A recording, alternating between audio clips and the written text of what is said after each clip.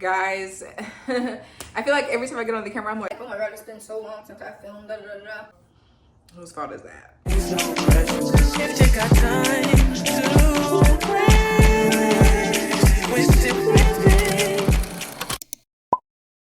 Hi everybody, welcome back to the channel. My name is Kaitlyn. If you're new here, so happy that you found me. So happy that you're here. At the time of me recording this video, I have 199 subscribers. So which one of you ops which one of you ops saw my content and did not subscribe?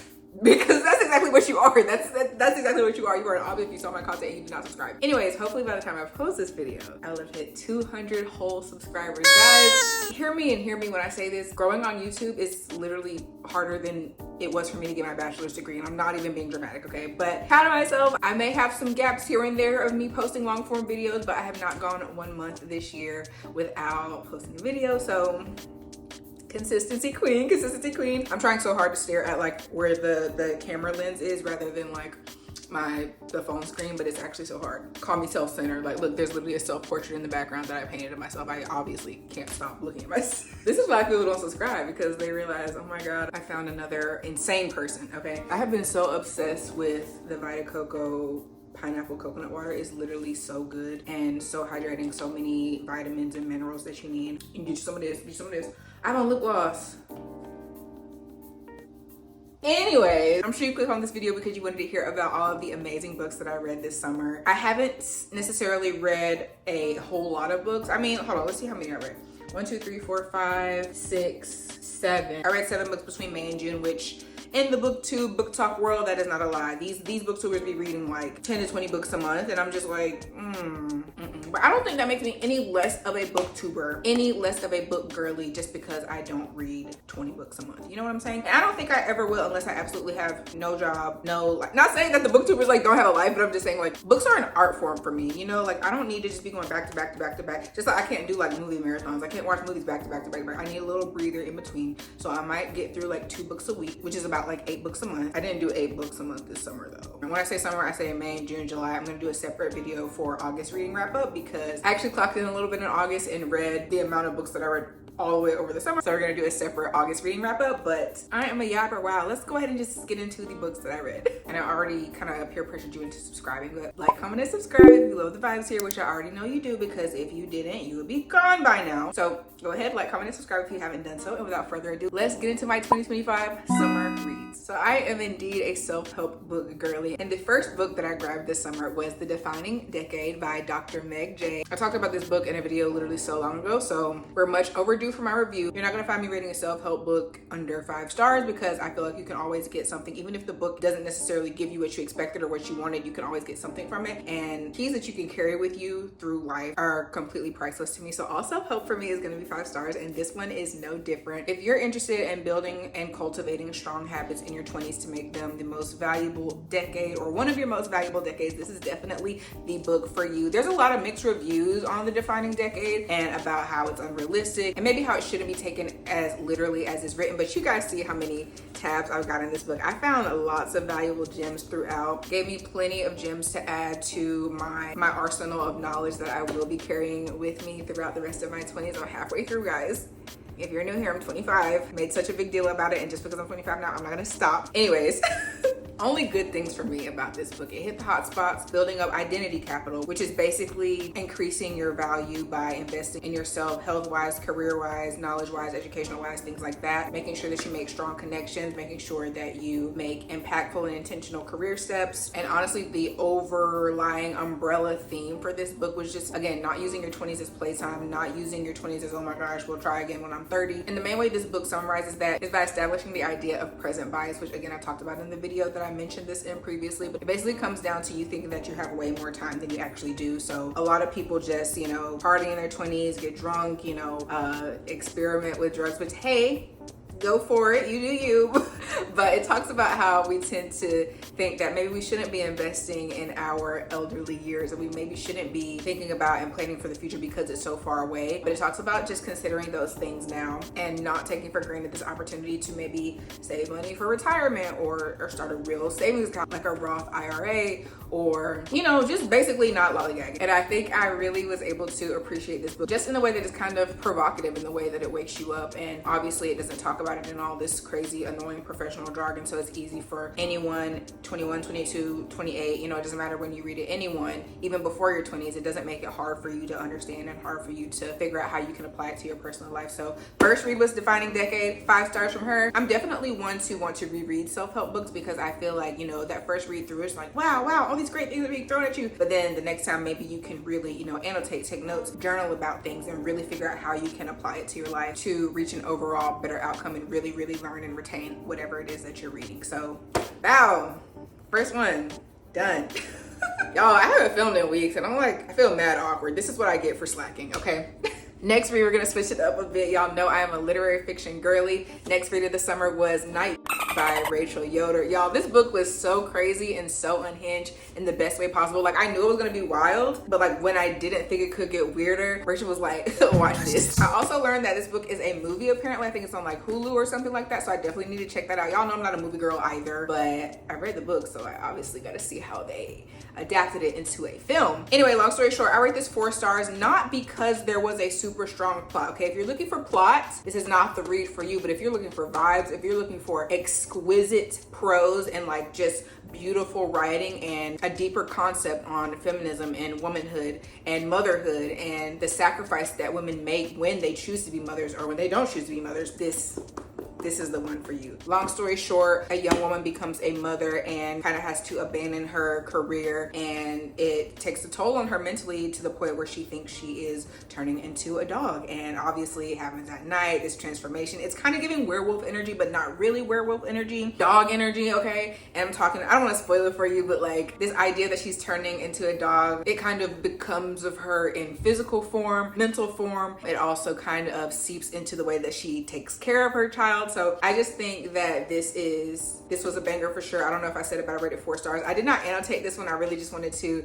you know, be in the moment when I realized how beautiful the writing was, realized just how well this was written. I really just wanted to soak it up, and I kept rereading the lines over and over again. But I definitely could see myself rereading this one just to, again, really soak in those themes and really maybe catch some Easter eggs or little things that I might have missed just from the first read through. But 4 stars from me, definitely would recommend. The next book I don't have a physical copy of because I listened to it on audio with my Spotify premium membership. This is The 3 Lives of Kate K by Kate Fagan. Y'all, this book actually caught me by surprise. Y'all know I always judge books by their cover, and I kept seeing The 3 Lives of Kate K like in Target, at Eagle Eye, at Barnes, and I was just like, oh my gosh, I'm gonna pick this up one day. I'm gonna pick this up one day. Never picked it up. Saw that it was on Spotify, so I just listened to it randomly one day. And guys, it had me hooked from the beginning. Hooked because I was confused, number one. Okay, let me give you some background. So this is a fictional memoir. This is the life story about someone who doesn't exist, which I have never read a book like that. So it was very much confusing for me to catch on to and figure out the lore, because the author writes it in a way where, you know, she's telling this person's life story, but we don't have any background about this person because this person doesn't exist. And I've never read a book like that, so this was a little bit different for me, but I really, really enjoyed it. Apparently this is similar to The 7 Husbands of Evelyn Hugo by Taylor Jenkins Reid, and I haven't read that one yet, but everybody recommends it. So the fact that I enjoyed The 3 Lives, I definitely think that I will enjoy The 7 Husbands as well. So I'm gonna give that a try. It might be on the fall TBR. I'm super duper behind and should have been read that, but definitely gonna pick that one up soon because of how much I enjoyed The 3 Lives. Like I was saying, this is a fictional memoir about a character who basically experienced a traumatic event as a child, and it ultimately led to an identity crisis, and it just kind of tells the story of each life that she lived. 3 lives, obviously, under these 3 different aliases or personas. So that was super interesting to follow along with, and I don't know, just a little, like the little imagery bites in there, and again, the way this was written, you could really, is it ethos or pathos? What's the word I'm looking for? Where the author really conveyed the emotion of the character very well, to the point where I was able to really empathize and sympathize with what was going on and how the main character was feeling. Whatever that's called, I'll figure it out. Whatever that's called, the author did that really, really well.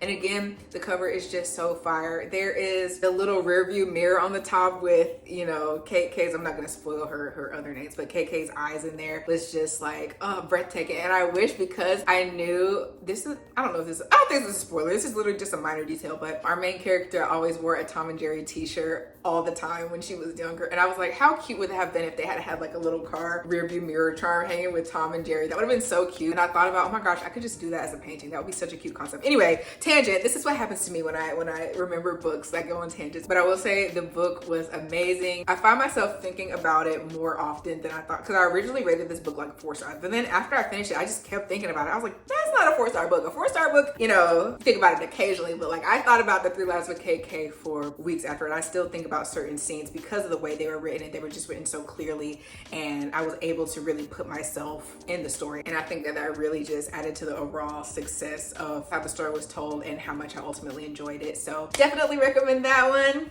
Check it out if you haven't. All right, next we have a 5-star. Y'all know this one is a 5-star. I talked about this when we got to meet the author of this book, which is so fun, so exciting. She was an angel sent from heaven above. The next book I read was Audrey and Vash Are Just Friends by Tia Williams. Guys, this book was so cute. I literally read it in like 6 hours. Okay, so I started it, but then work tried to, you know, take my soul, so I wasn't able to pick it up again. But when I was able to pick it in, and I was only like 20 pages in before I had to just like stop or fell asleep or whatever. So from page 20 to the end, which is like what, almost 400 pages? Am I being dramatic? Yeah, no, 357 pages from like, so from that point, I read all those pages in like 6 hours the night before the event that I was supposed to meet Tia Williams. Such a cute story. And y'all, this is YA. I'm not YA, so I don't really rock with YA, okay? But this is not your regular schmegular YA book, okay? And again, I talked about this in the video where I went to meet Tia Williams. It unfortunately exposed the reality that I'm no longer the youngest generation, and I don't like that. But also, I was still kind of able to connect with this new youngest generation, so maybe there's hope for me. Anyways, if you don't know what this book is about, this is a interconnected standalone to Tia's bestseller 7 Days in June. Y'all know I made a video on that book. That was my first 6-star read of 2025, and this is about Eva Mercy Moore's wonderful daughter Audrey and her budding romance with her just friend Bash. And this was such a cute story. Look at the cover, guys. The cover itself is so cute. I went and got it like the day it was released or the day after or something like that. Did not disappoint. Amazing story, amazing plot. Again, just cute little imageries and cute little pockets of things that you would remember from this book, like how Bash had his obsession with like vintage Smurf lunch boxes and things that had just been like lost at sea because he's a surfer guy. Like, that's just so cute to me. And when I really think about authors and how they have to take the time to really flesh out these characters to the point where they have to basically birth other humans and birth whole personas that have these, you know, idiosyncrasies about them, and it's just like, wow, like that's such a talent, and I can only hope that I do that one day when I write my own book. But this book, absolutely fire. Some of my favorite parts of the book were when Audrey was conquering her fears. Our Audrey, she's an anxious queen, you know, much like myself. She's very anxious. She had a lot of fears, and you know, that was kind of a role that Bash played in her life, was to help her conquer some of those fears. And I think every time she was able to overcome something or try something new, it just kind of reminded me and re-put me back in that place when I was a teenager and I was just like scared to do everything, but I let the fears win, baby. I wasn't doing nothing. I stayed in the house, I read my books, I did my schoolwork, and I stayed out of trouble. But just going with Audrey on this journey and finding herself and, you know, figuring out the young adult that she wants to be and learning to manage that anxiety at a young age, you know, with the help of her friends, with the help of, you know, communicating with her parents, reluctantly, but doing so anyway. And yeah, this is a smooth, fun ride. 5 stars for me, 10 out of 10. I purchased like all of Tia Williams' books when I went to that event, and I've only read 7 Days in June, this one. But y'all, I have just not been into romance lately. I've been really trying to kind of heal my anxious attachment style and re-establish my expectations for romance and romantic relationships and friendships, and low-key romance books kind of like stunt that growth. As much as I love them, as much as I love a good, sweet, amazing story, but it's just like I really feel what I'm reading, and if I'm just reading about a wonderful, amazing main male character that unfortunately was written by a woman and does not exist, that doesn't really help me. You know what I'm saying? That doesn't really help me. So we're putting romance on pause. I do have some romance things in my subconscious TBR. Of course, I still haven't read Sounds Like Love by Ashley Poston. I need to just go ahead and knock it out because I love Ashley Poston, and I went to her event as well, and I really want to read it, so I might just go ahead and knock that out in one sitting like I do all her other books. But yeah, a tangent about why you haven't seen much romance other than this one. I would say Audrey and Bash is a YA romance. Like it's definitely romance leaning if it's not romance. I don't know. Next. Okay, another other book that I actually listened to as opposed to reading a physical copy was I Hope This Finds You Well by Natalie Sue. I don't know if I rated this book 3.75 or 4 stars. I'm gonna have to take a look at my Goodreads if you're not following me on Goodreads. Honestly, you don't even have to worry about it because I don't be writing like crazy reviews on Goodreads. I just do a rating and a little blurb, and I'm just now starting to do a little blurb, so no pressure if you don't want to follow me on Goodreads, but like you should. Anyway, I need to check and see what I gave I Hope This Finds You Well because I kind of forgot, but I Hope This Finds You Well was cute, and I definitely read it at a time where I could really relate to what was going on. I was feeling very angsty and bitter about having to work for a living, especially, you know, in the corporate culture of having to, you know, send all these emails and always making sure you're available in chat for Teams and having back-to-back meetings all the time. Like, I was just getting real angsty about it, okay? And reading that book while I was feeling that way kind of just like really made me feel seen, really made me feel heard, and I was able to relate to it. But there was a lot of workplace hostility in there that thankfully I don't really have to deal with, but it made me concerned. I'm like, are people actually dealing with this? But long story short, I Hope This Finds You Well was about our good sis Jolene. Okay, Jolene, you know, another 20-something basket case. We love her dearly, but she had a lot going on. Okay, she was horrible at her job, really low-key horrible at her job. All her coworkers hated her, but I felt bad for her because they was always talking smack. Like, Jolene, you know, she was also angsty about her job, so she did this cute little thing where she would put her real feelings in white ink in all her emails. But one day she forgot to put the, you know, the smack talk in white ink, so it was sent to whoever with the hostile message, and so she got put on this basically like performance improvement plan to, you know, talk about workplace hostility. But the thing is, I feel like they started it. Like, don't get me wrong, Jolene started the fact that she had to be on this thing because she, you know, was not behaving appropriately for work, but like people were treating her bad, so she was retaliating. Anyways, and obviously she meets a guy. There's like a little romance aspect, but I love that romance did not take over the plot of the story. But oh, the main point of the story, girl, stay on track. Main point of the story is when she gets put on this performance improvement plan, IT makes a little mistake, and so she now has access to literally everybody's team messages. I'm saying Teams because like that's the real world equivalent, but it was just, you know, the story version of the word messenger. She gets access to everybody's messages and can read everything, and that's how she knows when everybody be like talking crap about her. But anyways, the story was kind of tea. I felt like I was reading, you know, coworkers' messages, so that kept it interesting and engaging. And again, I'm always a sucker for like a story about a 20-year-old girly who doesn't have it all together, because one, it reminds me that I'm actually doing way better than I think I am, but then also it's just like you feel that relatability and you're like, okay, great. So this was probably based on a real story to some extent. So I feel better about myself. But oh my gosh, everybody at her job was literally just so insufferable and so horrible. And there was a character, like her biggest op, the character's name was Kaitlyn. So I was like, why are you trying to ruin the great Kaitlyn name? Like, don't do that. But I looked it up because I had to prove a point. So I'm sorry. There's a difference between K Kaitlyns and C Kaitlyn's, okay? There's a difference between Kaitlyn and there's a difference between Caitlin or Caitlyn. And lo and behold, the Kaitlyn in this book was Caitlin. I don't want to make any generalizations because I know, watch this video, find a Caitlin. Y'all be spicy. I'm not saying all of y'all are mean girls, but there is for sure a difference. I don't know what it is, but there's a difference between K Kaitlyn's and C Kaitlyn's, okay? That's just facts. Just like there's a difference between Sarah's with an A and an AH. I don't make the rules. But I was really bad because I was just listening on audio and I didn't know how the Kaitlyn was spelled. But I was like, why are you ruining the great Kaitlyn name? Kaitlyn's are nice people, most of us.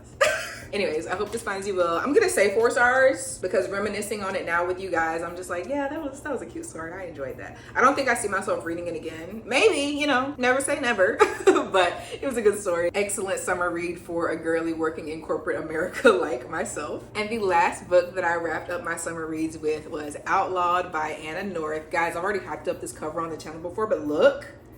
Are you joking? Try not to get distracted by my exquisitely done nails. What? Please. And y'all, I posted it on shorts. Why is it like my most viral short right now? That's how I know they're cute. Are you joking?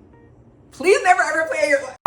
Anyways, I read Outlaw. I finished this one up end of July. Amazing quotes, amazing prose. I'm gonna rate this one 4 stars as well. I got it secondhand. I don't have a book of the month subscription. I always love seeing book of the month picks out in public because I'm like, why you got this on book of the month and you didn't like it? Like, Why are you returning it? Anyways, great story. This one is about our main character, Ada, and she's basically lives in a society. What year is this? 1894. The fact that that doesn't even sound like a real year because it was so long ago just tells you everything. But this is set in 1894, and it doesn't, but don't let that steer you away, okay? Because I don't be doing no historical fiction business, but this is not giving historical fiction. Maybe it happened, maybe it actually was like this. It probably was, but like it didn't read like a boring. Let me stop calling stuff boring because I don't even read historical fiction enough for me to be calling it boring. Anyway, it doesn't give boring old vibes is what I'm trying to say. It's about our main character, Ada, and she is recently married, and in the late 1800s, you're expected to obviously bear a child within a certain amount of time, but here's the twist. Like if you don't bear a child, they think that you're gonna like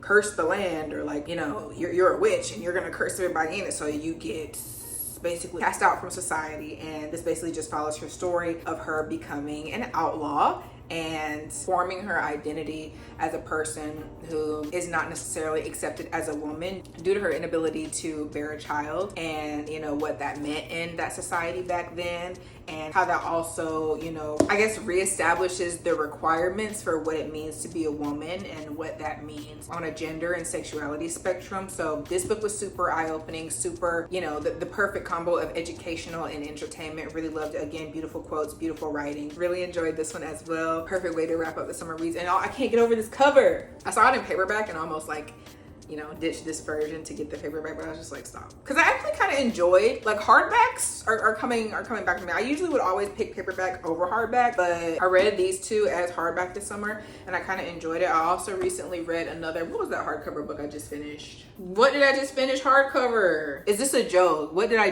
just finished this like a couple days ago. Julie Chen is dead. Wow. Yo, I need to start taking some like some fish oil or something because my memory has been dookie lately. Oh my gosh, Julie Chen is dead. That's what I just finished. Anyways, and that's all the books that I read this summer. I've yapped quite enough on this video, so I really hope that you guys enjoyed. I'm so excited for fall, so excited for the fall season, so excited for all of the books that are releasing September, October, November, December. I'm not gonna do like an official September TBR or fall TBR, but just some books that are kind of on my radar. Catabasis, is that how you say that? Catabasis by R.F. Kuang. I read Yellowface by her earlier this year, really enjoyed it, so I definitely would like to read something else by her. I do want to knock out Sounds Like Love by Ashley Colson because I literally had it on my TBR for entirely too long. It's been out for months now, so I need to just go ahead and get into that. Oh, like I said, I have been doing a lot of like research and studying on trying to like heal my anxious attachment style, so I definitely would like to read some more books that kind of explore moving to a more secure attachment style and just the dynamic of romantic relationship between, you know, anxious people versus avoidant people versus secure people. So maybe I can find some titles and put some photos here of books that I'm interested in reading in regards to that. And yeah, honestly, y'all know I'm a huge mood reader. I be saying I'm gonna read stuff and then I don't read it because I wasn't in the mood to read it. So TBR is kind of like, it's not pointless for me, but it's just kind of like, I never really like, I'm not really one to like have a list of something and then stick to it. Like, no, I'm a free bird. I'm a free bird. Okay, time for me to cut the camera off. Thank you guys so much for watching. If you made it all the way to this point in the video, I really appreciate it, more than I could ever let you know. Again, please do not forget to like, comment, and subscribe. On this channel, I usually do books, lifestyle, creativity content, so if you love that, why are you not subscribed? Again, I cannot thank you enough for watching, and I cannot wait to catch you in my next video. Bye.